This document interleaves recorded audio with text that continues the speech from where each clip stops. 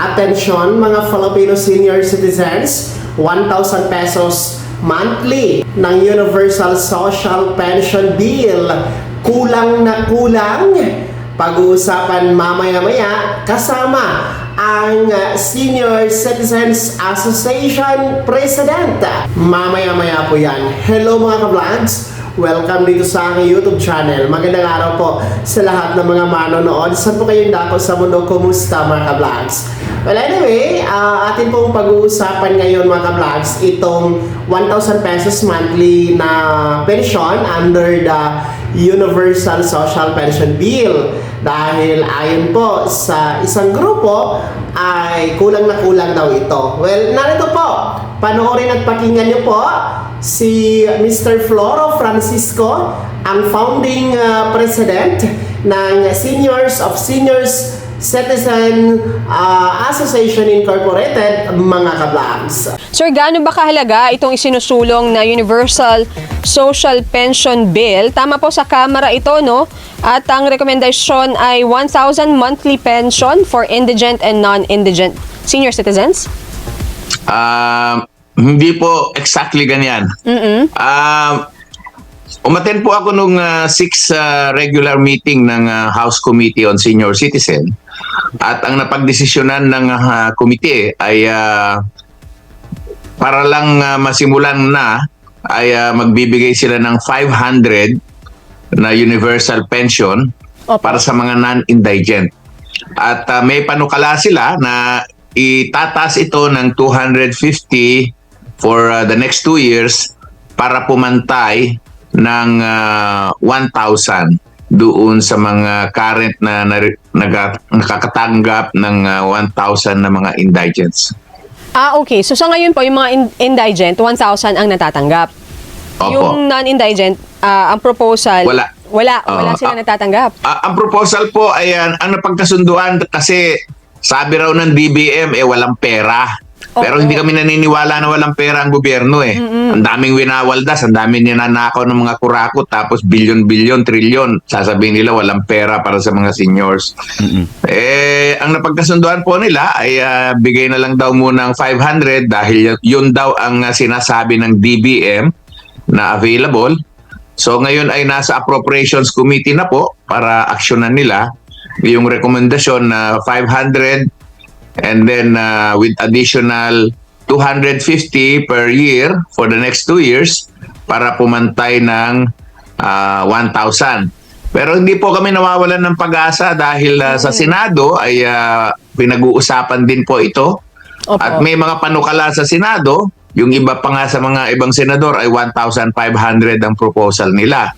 So sana kung magsasalubong ang 500 at 1,500 baka sakaling maka 1,000 tayo, no? Oo. Bagamat magiging masaya na rin kami, hindi pa rin po sapat yung 1,000 na yan na ibibigay sa mga nakatatanda nating mga senior citizens. Opo. Ang liit nung nung 250 increase per year for the next 2 years.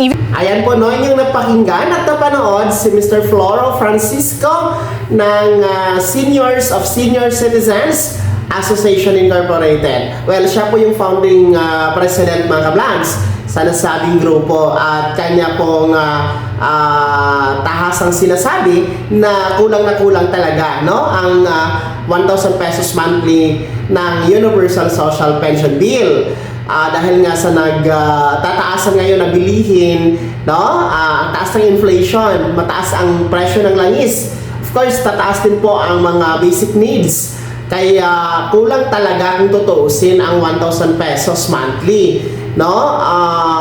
Kung atin pong iba-budget yan in 1 month, baka nga sa isang araw kulang na kulang pa yan. Pero kahit pa paano, malaking tulong na din po yung 1,000 piso na monthly ng Universal Social Pension. Well, kanya rin po sinabi na ang Department of Budget and Management o DBM ay sinabing walang budget para dito sa Universal Social Pension.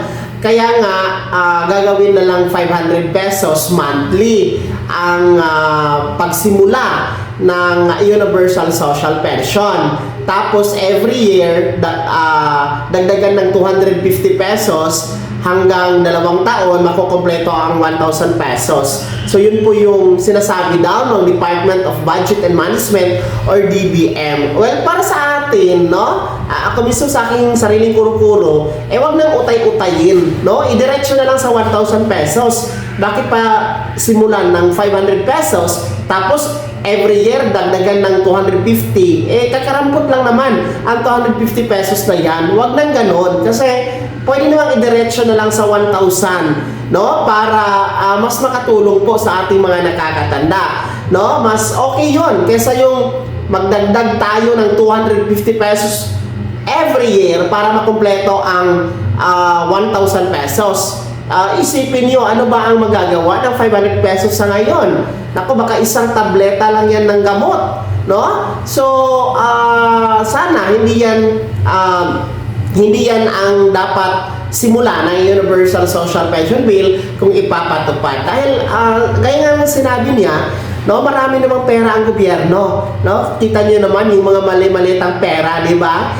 Na ninanakaw ng ating mga nasa kapangyarihan. So, may pera talaga ang gobyerno. Sana ibigay po ang para sa mga nakakatanda. So, kayo mga senior citizens, kayo din po ba ay pabor na pabor ba kayo na 500 pesos ang simula ng Universal Social Pension?